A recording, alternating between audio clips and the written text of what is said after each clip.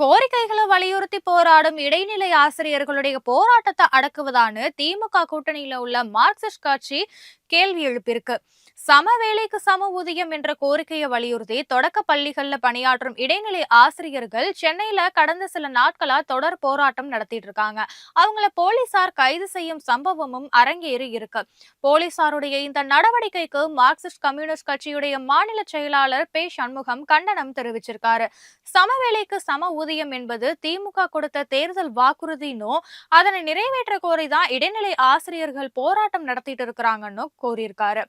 உரிய காலத்துல கோரிக்கைகளை நிறைவேற்றாததால போராட்டத்திற்கு ஆசிரியர்கள் தள்ளப்பட்டிருக்காங்கன்னு பே சண்முகம் சுட்டிக்காட்டி இருக்காரு. அவர்களை அழைத்து பேசி போராட்டத்தை முடிவுக்கு கொண்டு வருவதற்கு பதிலாக காவல்துறையை கொண்டு அடக்குவது வன்மையான கண்டனத்திற்குரியதுன்னு தெரிவிச்சிருக்காரு. செவிலியர்கள் போராட்டத்தின் போது காவல்துறையுடைய அணுகுமுறை ஏற்கத்தக்கது அல்லன்னு அரசு அதிகாரிகள்ல ஒரு பிரிவினர் திமுக ஆட்சிக்கு எதிராக இருப்பவர்களோ என்றும் சந்தேகம் எழுவதாக சண்முகம் தெரிவிச்சிருக்காரு.